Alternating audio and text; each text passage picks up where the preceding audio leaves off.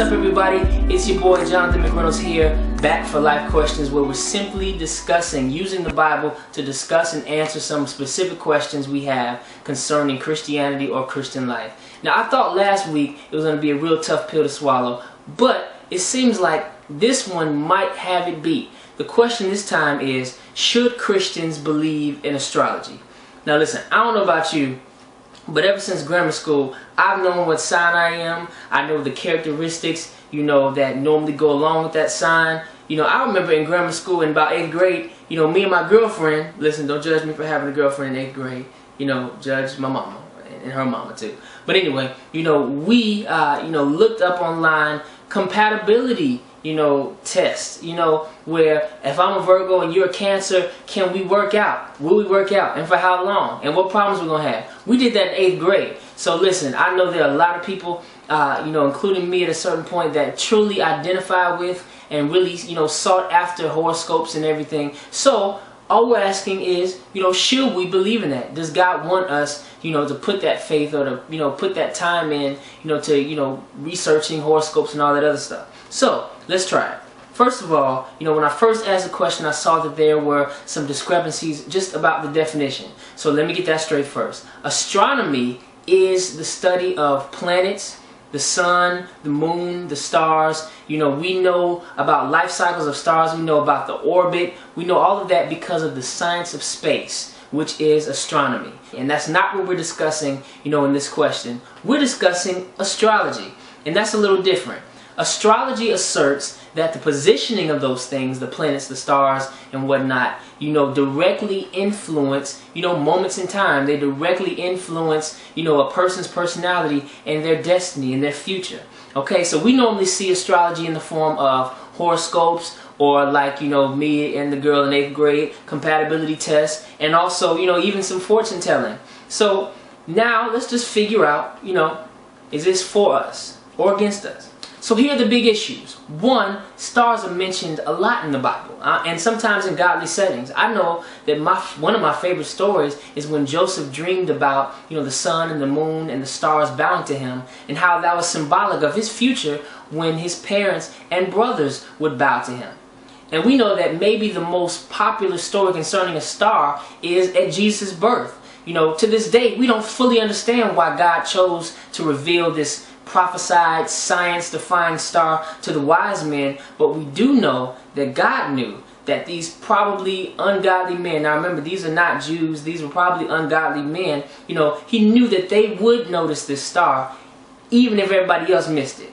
Okay, and we know that, because they recognized it and then acted on it, that set off an entire chain of events that fulfilled every prophecy that the Old Testament, had to offer. I'm talking about from, Herod going crazy and killing all the babies, and then Joseph, Mary, and Jesus having to pack up and leave, and then come back. All that, leaving no doubt that this is in fact Jesus, the Son of God. This is the Messiah that the Old Testament has been talking about for all these years. No doubt this is the guy. So, rather than, using those and saying, okay, well, that proves that God always talks to us through the stars. No, because, there were instances in the Bible that God used a burning bush, or he used a donkey, to get his message across. So rather than, accepting it like that, understand that God can use anyone and anything at any time.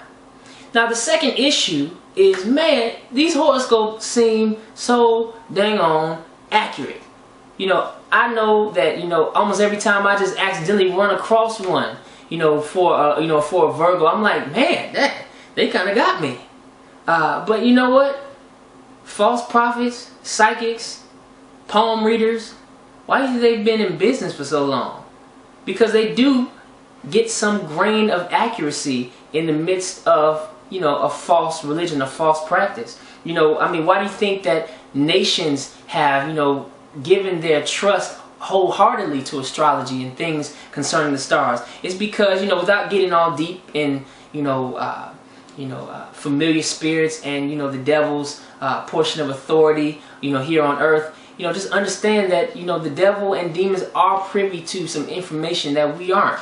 And, these people know that if they can tap into that source, they can, show this, kind of falsified truth that makes any sense. If he can disguise himself as an angel of light and present himself in a way that, would fool even the church's elite, then surely, making up, an entire practice, entire religion or science or whatever of consulting the stars, making that appealing and reasonable to us, for the devil, that's easy. He could do that.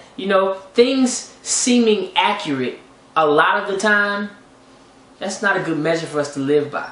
The question is, does it come from God? So I came across two passages that are very clear and easy to understand. The first one, Isaiah 47, okay?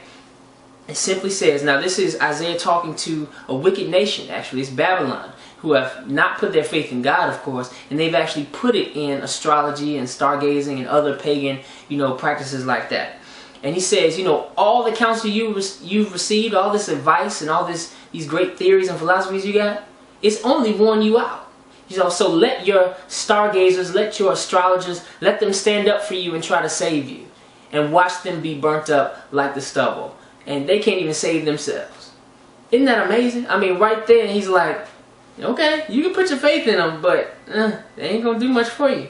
And now check this out. In Daniel, in the first 2 chapters, the king, he's had a dream. It's kind of scaring him. He's like, can somebody please, interpret this dream for me? He calls the astrologers first, and they're like, we don't know what to do. Can you give us a little more information? Only the gods know. This is what they said. Only the gods know this information. So, I mean, we can't do nothing for you. So, he then goes to Daniel, and Daniel, of course, is a man of God. He's only seeking and using the wisdom and knowledge of God, and of course, he gets it right. What God says, of course, is always true, and he obtains mercy and favor with the king. So right then, in both of those passages, we see that God is, there are 2 different sides. There's the astrologer side, and there's the God side. And one side always fails, and always, they can't even save themselves. And then we have God, who is all-knowing, he's all-powerful, and he always prevails. So, God is not outlining. He didn't say, let your astrologers and your wonderful men of God who were, sent, from me, let them stand up and save you and watch them be burned. No, he said, let your astrologers and your stargazers, come on, let them do what they're going to do and see if they can do it. And they can't. So please understand that in both of these passages, and there are many other scriptures that I could throw out as well, but God, is making a distinct line, a distinct difference between him and, the astrologers. He's not working with them, but, telling them that they are inferior, they are opposing alternatives. Not God. This is something else. That's not from me. So please understand that. And if, I can't say it better than my grandmother said it to me last night. She said, you should always base your information on God. Allow your whole person to come up under the influence of God. And that really spoke to me. Your whole person. I mean, everything that you, use to think and to reason. Let it come up under the influence of God. Not all the other stuff. Don't be mixed up with all of men's philosophies and all of men's little ups and downs. We come up with something new every day. We got yoga and hot yoga and cold yoga and rainy yoga. I don't know. But there's always something that comes up. But, God says, please don't go with, all these ups and downs and the winds of the world. The same wisdom that was there in Proverbs 1-5 is still here today and is for you. So, my answer, this astrology stuff, maybe we should put it down. So now, if you've gotten your answer, feel free to turn this off right now. But if you want to stick around for a second, can I give you just a little food for thought? Okay, here we go. So we know that geology is the study of rocks. Now, say one day, me as a religious leader, I want to create a new thing called geomology. Now, geomology is the study of rocks' influence on people's personalities and people's likes and dislikes and their futures. Now, my first horoscope is going to be, if you were born on dolomite and granite, you like the Chicago Bulls. That's my first horoscope. Now, if you did the research and figured out where you were born, if you were born in Chicago, you were definitely born on dolomite and granite. And if you were born in Chicago, then you definitely like the Chicago Bulls, most likely. So right then, I have made my horoscope applicable to 3 million people, and it's probably right. Now, to make this even better, I can find rocks in the Bible. Yeah. You know, the rocks are crying out in one part of the Bible. We know that Moses struck the rock and water came out. We even know that Jesus said, upon this rock I'll build my church. So right then, I've satisfied both of the things that hang us up on astrology. One, it applies to so many people and it seems so accurate. And two, you know, hey, it's in the Bible. I just did that right then. I ain't even that smart. So imagine what the devil could do with a whole lot more information and a whole lot more time. Love y'all.